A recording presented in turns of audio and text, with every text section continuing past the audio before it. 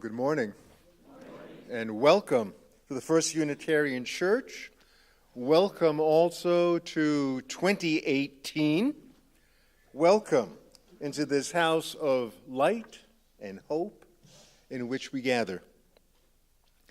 If you are new to this congregation, allow me to say that this church welcomes seekers of truth, restless souls, and lovers of wisdom.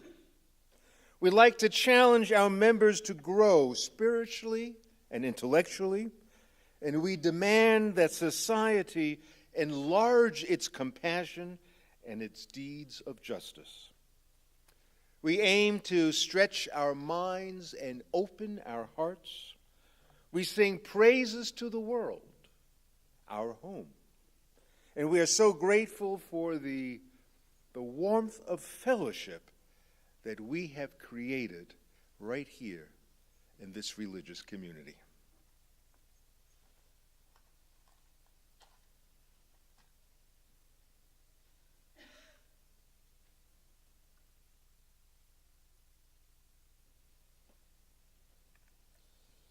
Symbol of light and of knowledge, symbol of warmth and freedom.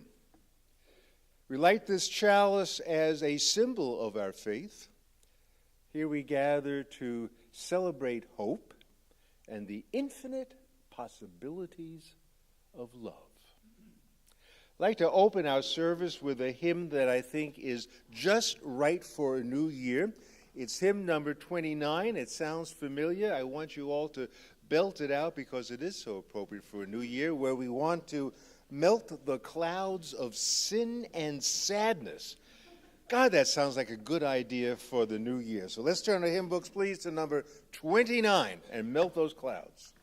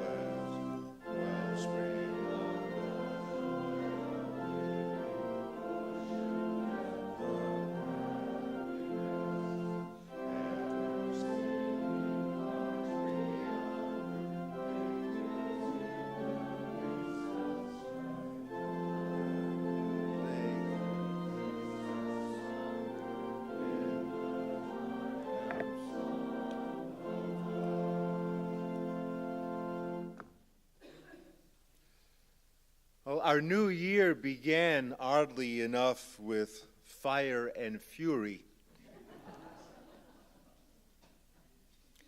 Some say it's just a book about a genius president who plays with fire, but it may also be a tale told by an idiot full of sound and fury, signifying nothing. Or it may signify a pinhole where air escapes from an overinflated balloon. We don't know for sure quite yet, but we are never certain how things will unfold at the start of a new year. There are never guarantees or assurances when we reach for a fresh new calendar, clean and inviting and full of wonder. Let us take a moment to unite our minds and our hearts in a spirit of prayer and meditation and reflection.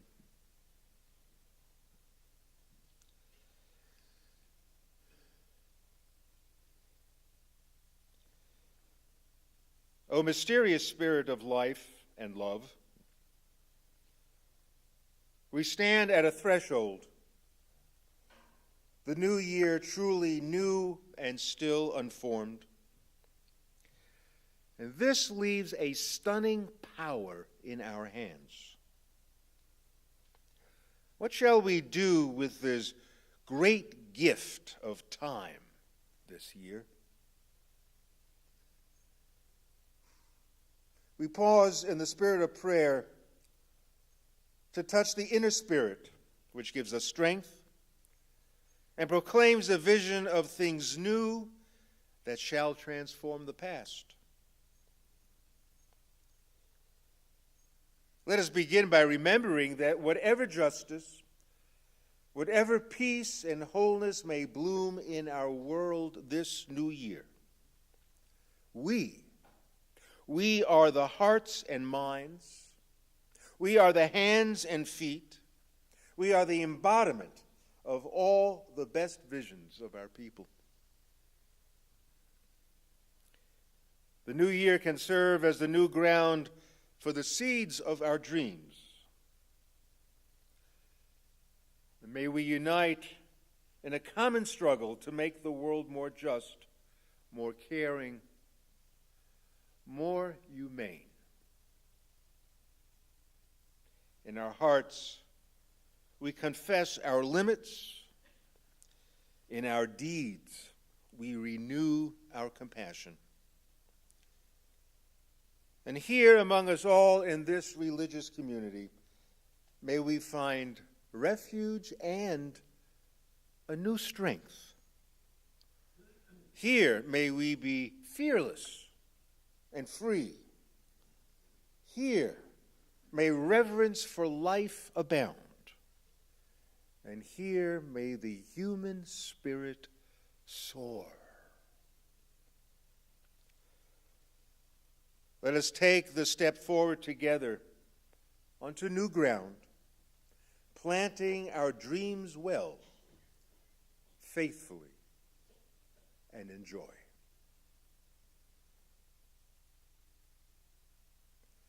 Amen.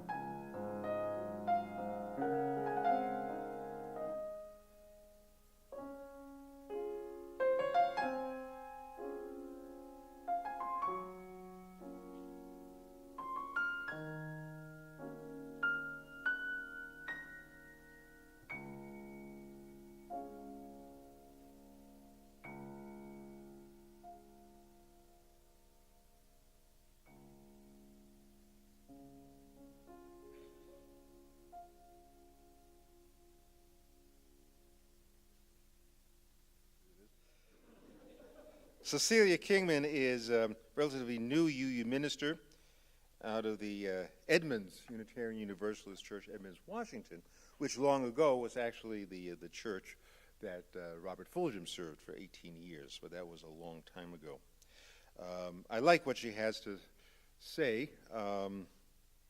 She does a lovely generic, darkness descending in winter and what we kind of go through psychologically, and then she moves it up to the darkness of today. Does a really, really nice job.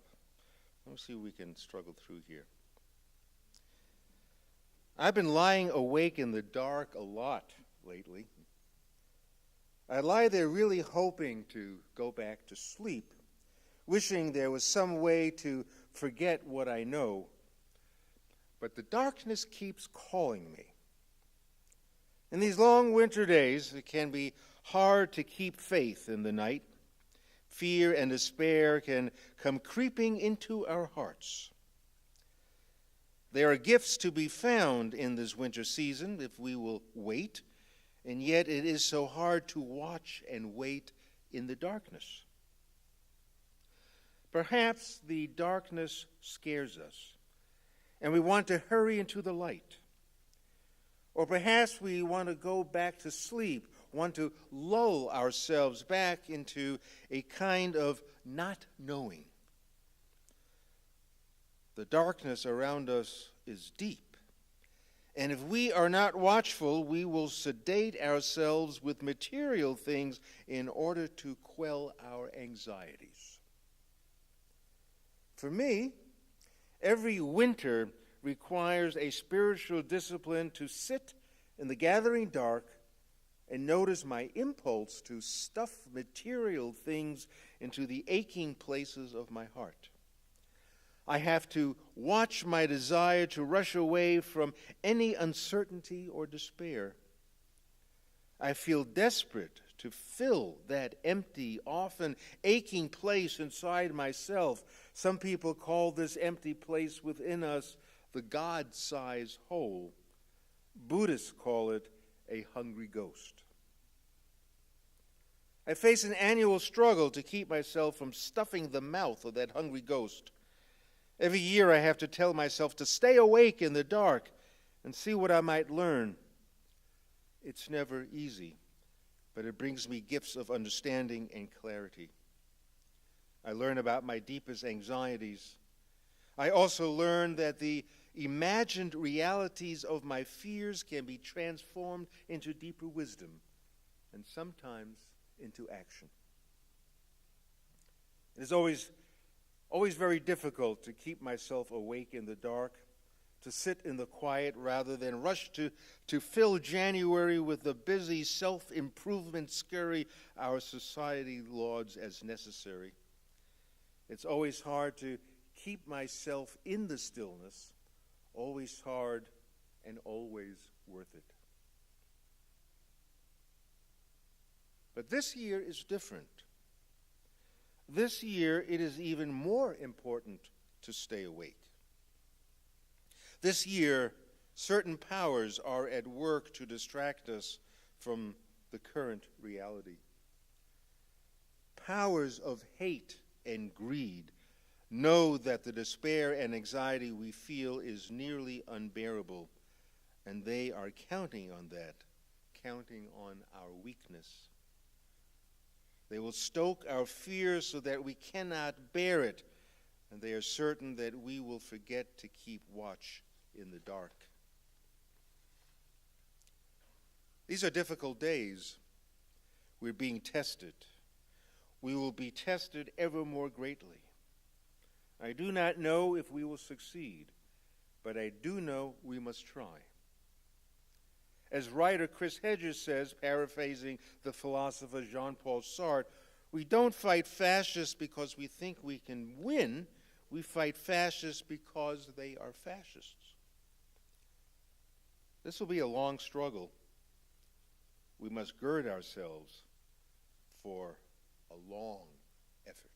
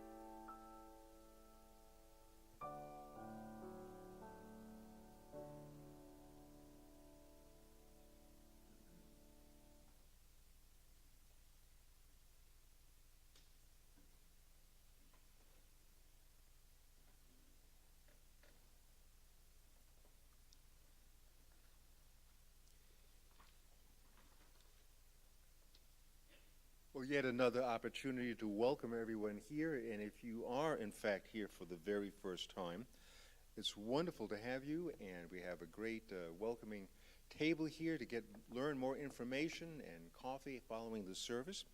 And if you're here for the first time because you made a New Year's resolution to attend church, thank you for that, and we'll see you again next January.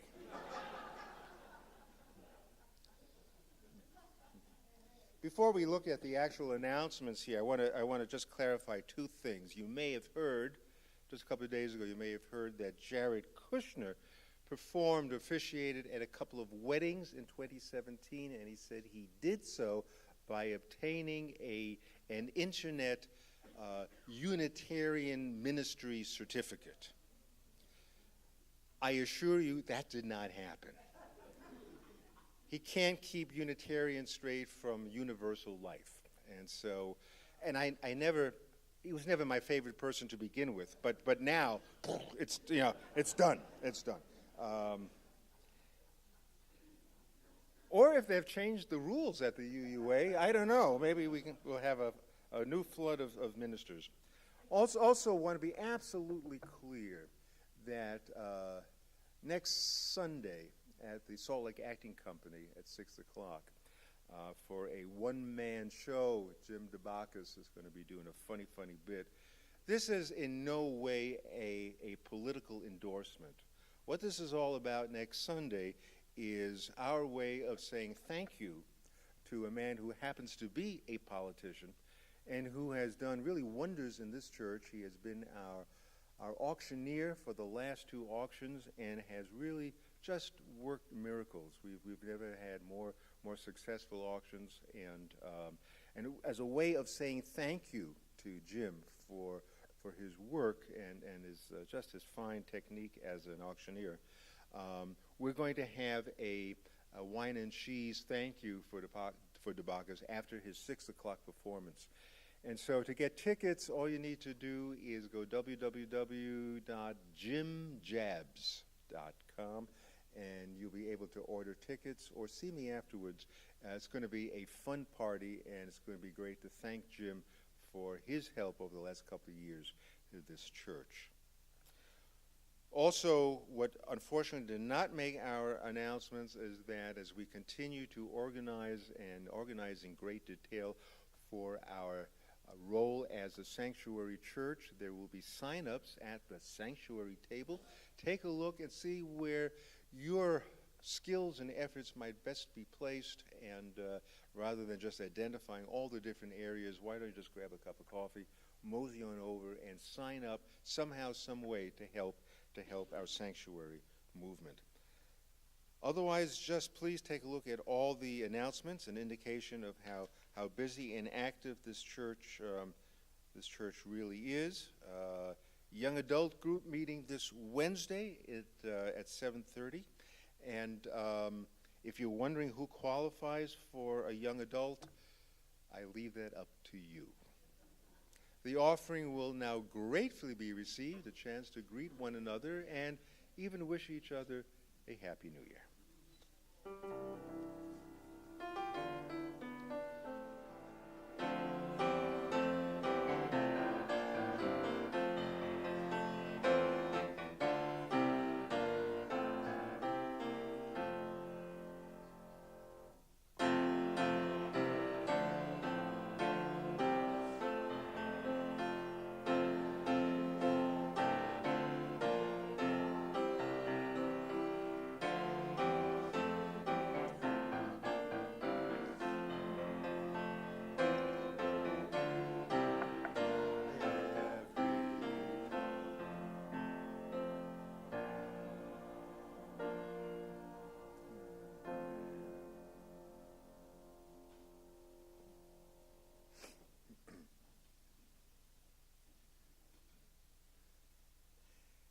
Imagine, if you will, and this will either be fun or terrifying,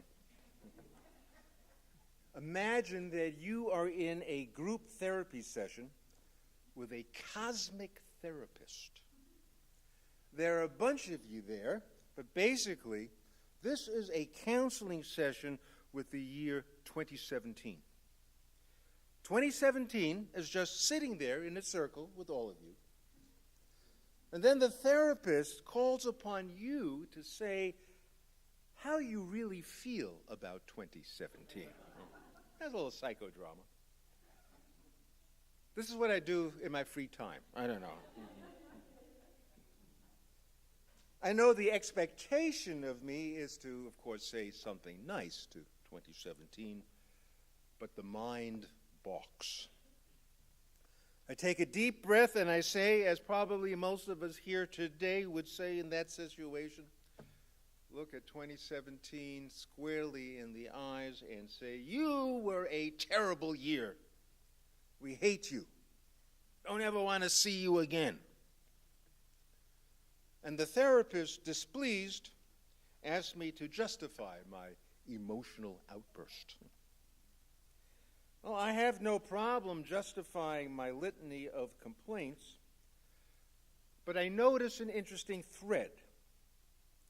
Each complaint is filled not only with an outcry of what transpired, but I notice that each horrendous event in 2017 raised my anxiety level because of its consequences for the future. I'm irritated by the uncertainty of what is going to happen tomorrow. Where an authoritarian president who thinks he's a game show host might take us offers dim prospects. With right-wing extremism and xenophobia on the increase, I'm very nervous about the future. With old racial hatreds being legitimated, I fear where we are headed. The fact that the planet got hotter, the Arctic is disappearing, and floods and droughts and fire and famine swept across the globe, I despair. With the dehumanizing rhetoric spouted by the administration targeting mostly immigrants and refugees, police killings of unarmed young black men, the misogyny, the loss of health care, the refusal to pass any kind of sane gun legislation, the homeless crisis, all add up to a dim and nervous view about the future. All these things happening now don't bode well for what's coming up. The uncertainty of the future is linked to depression. Human beings are inextricably tied to the future. Our focus, in fact, is always future-oriented. It's the terrain that holds hope and possibility. We can't hope about yesterday. Today is well enough along to preclude possibilities. But in tomorrow lies the hope, as long as the prospects have a viable chance, which they did not that long ago. I'm reminded that until recently, the entire global community came together in an earnest effort to reverse climate change. Until recently, immigrants were given a chance to work in this country and their children able to get a college education. 40 million uninsured Americans gained access to health care. Undermining these future prospects, which is what 2017 was mostly all about, has caused a huge depression. Now, my friends who are therapists, and I have quite a few beyond imaginary cosmic therapists, today's therapists face a clientele engulfed in a depression the likes of which they've never experienced. Not wanting to be particularly political, the therapist today is nonetheless just thrown into the fray because clients feel compelled to discuss both their helplessness and hopelessness given the abrupt cultural shift. The building blocks for a more compassionate future have been heartlessly dismantled. Now, as our reading this morning made clear, darkness per se is nothing new to the human experience. But this year, the author reminds us, this year in particular, we need to stay awake in the darkness like never before. We need to keep watch because the powers of hate and greed stir like they never have before. The future is terribly uncertain now. We can't afford to be lulled into pretending otherwise. I'm a bit concerned because the number one New Year resolution I've heard over and over again this year is not losing weight or promising to meditate at least 10 minutes every day. Now, these typical resolutions are but scant, charming relics of the past. What I hear most is vowing a self-imposed news blackout because the daily doses of losing another piece of democracy or watching the threads of common decency unravel, it's too staggering to maintain one's mental health. In other words, the dwindling prospects of hope for the future are being further erased with every tweet, every single day. This, more broadly, cultural depression, due largely to poor future prospects, leads me to the breakthrough work by psychologist Martin Seligman from the University of Pennsylvania. Now, as a species, according to Seligman, that's his name, Seligman, we have never understood exactly how tethered we are to the future.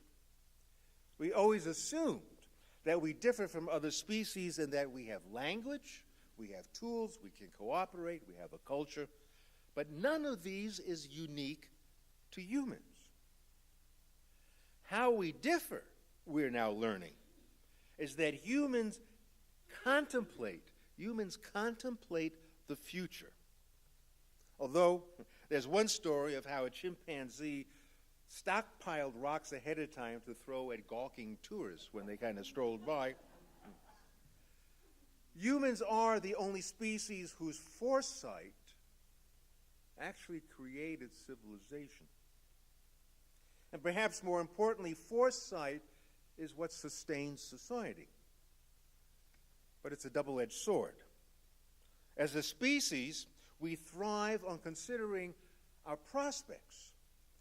Our proclivity to future planning can either lift our spirits because the prospects are hopeful, or when there is nothing but uncertainty and doubt about how tomorrow will shape up, it becomes a true source of depression.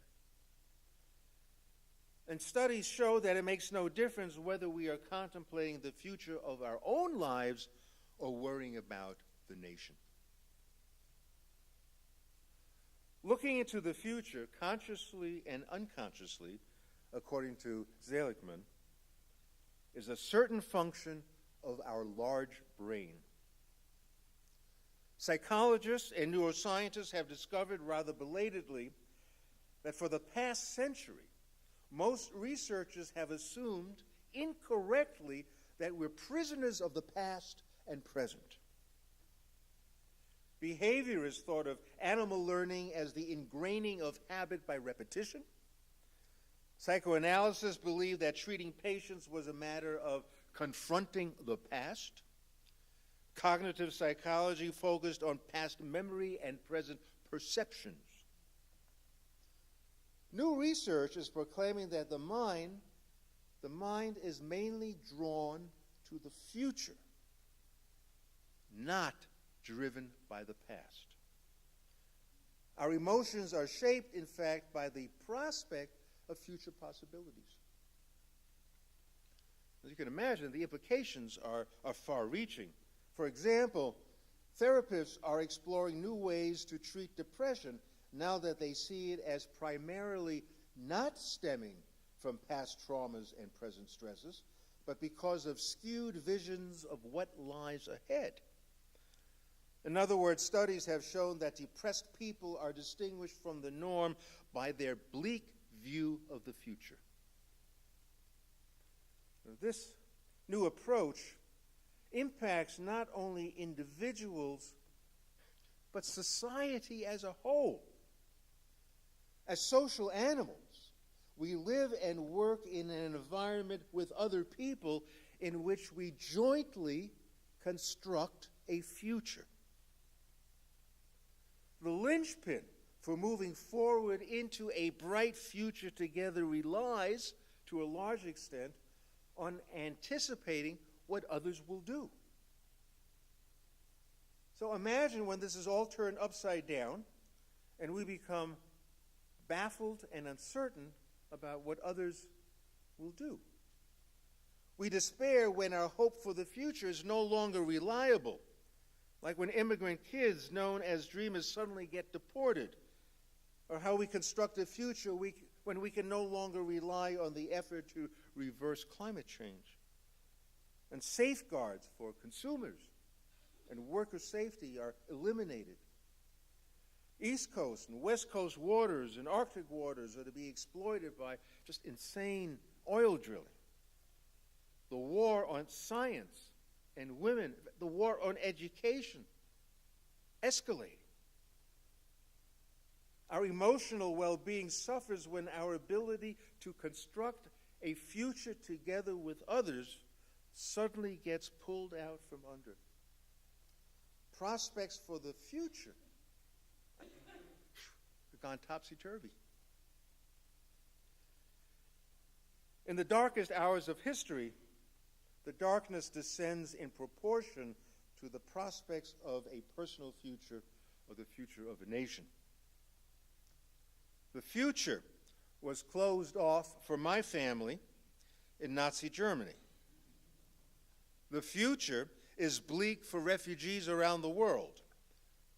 The future is inconceivable for people chained to poverty, for the homeless, the disabled, the sick, unemployed. The future is simply unimaginable. A future orientation remains fundamental to the well-being of our entire species. There was a recent study in Chicago involving 500 adults who were tapped from time to time during the day to instantly record their thoughts and moods. Now, if traditional psychological theory had been correct, these people would have spent a lot of their time ruminating.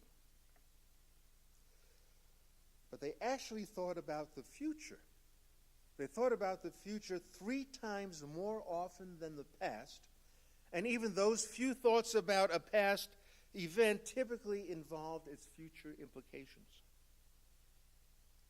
But when making plans for the future, these 500 Chicagoans reported higher levels of happiness and lower levels of stress than at other times.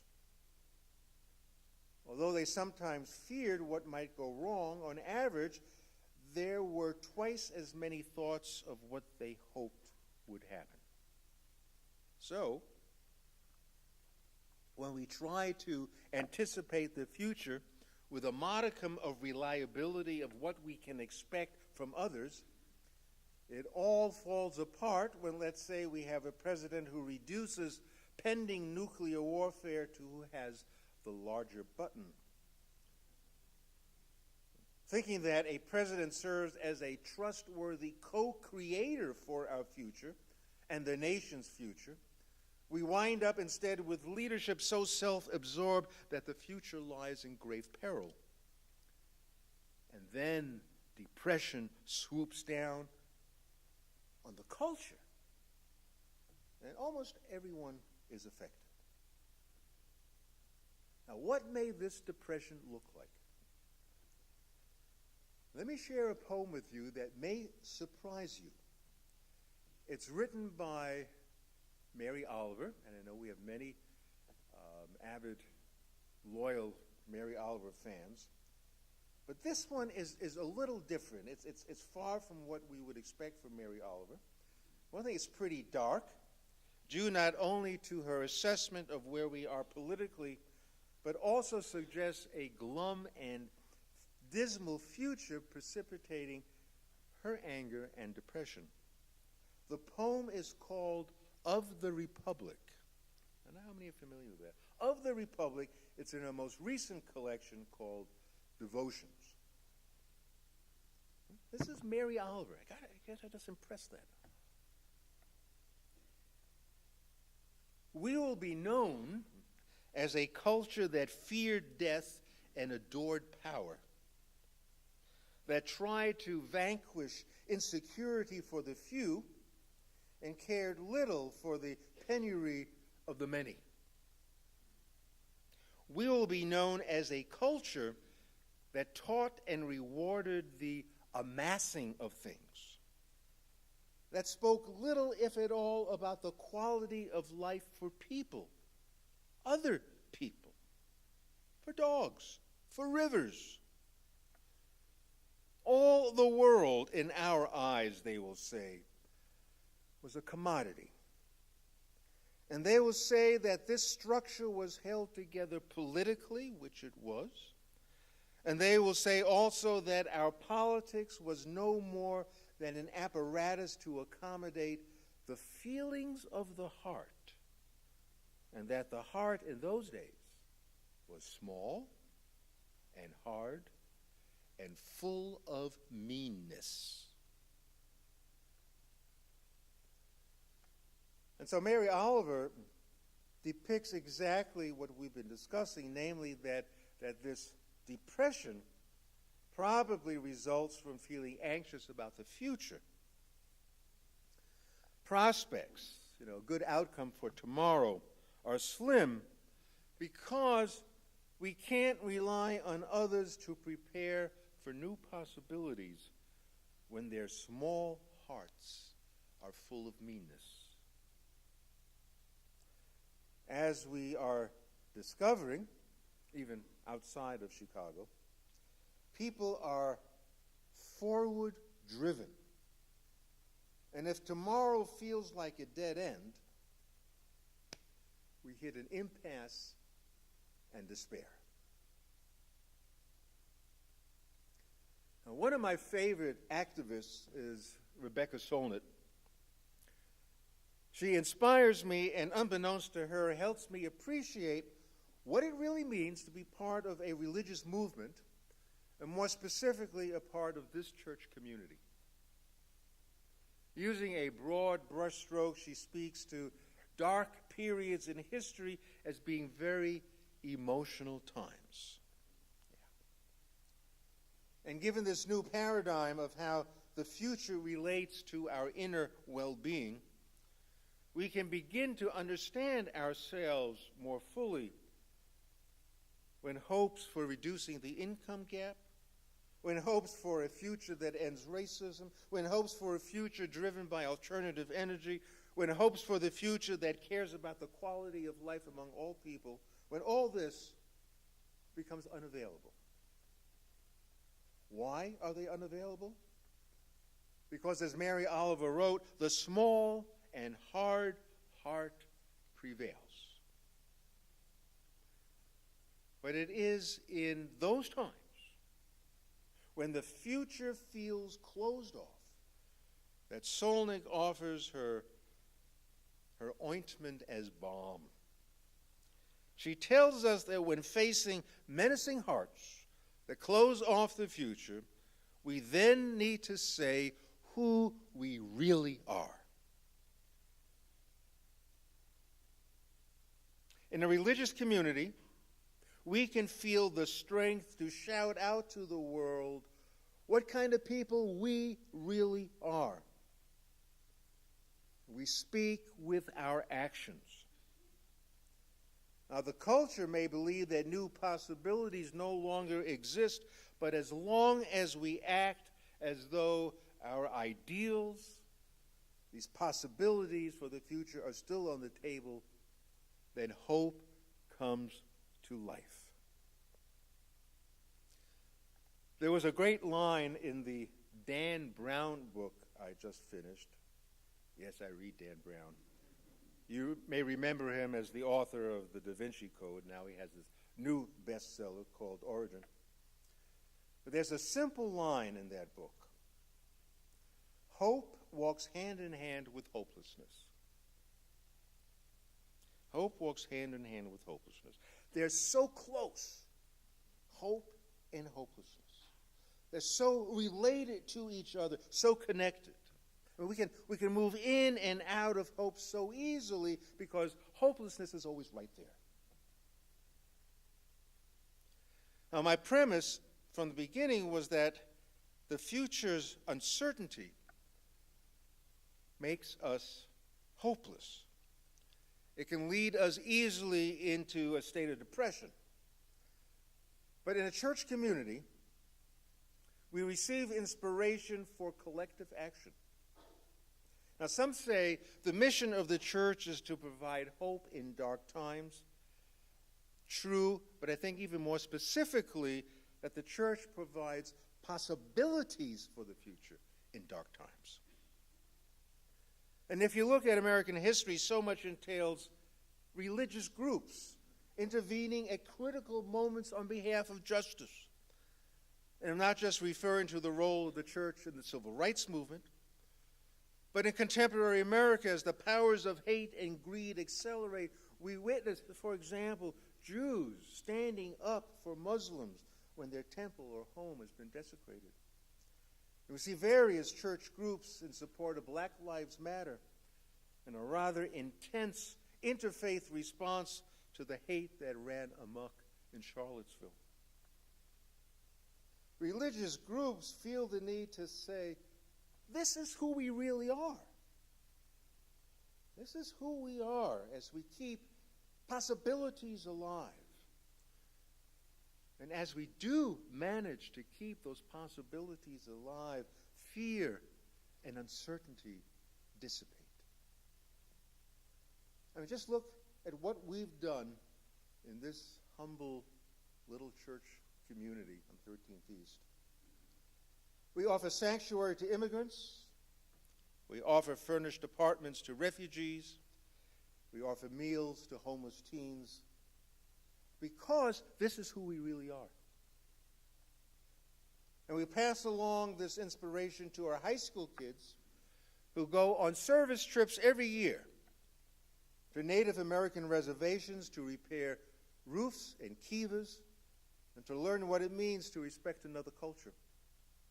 And our kids also go to San Francisco to work with the homeless and to a wildlife refuge in Montana to help with the migration of grizzlies, wolverines, and elk. And our kindergartners draw pictures on the lunch bags that get filled with nourishing sandwiches for the homeless. We convey to our little ones, this is who we really are. And maybe they will grow up to discover that action mitigates uncertainty. And that hope remains alive because action opens an endless array of possibilities. Religion plays a pivotal role in maintaining a faith in tomorrow. And we in this congregation have come together and have made a powerful statement that our actions keep hope alive. And with hope, everything is possible as we move towards the future. So be it. May we close our service turning our hymn books, please, to number 168.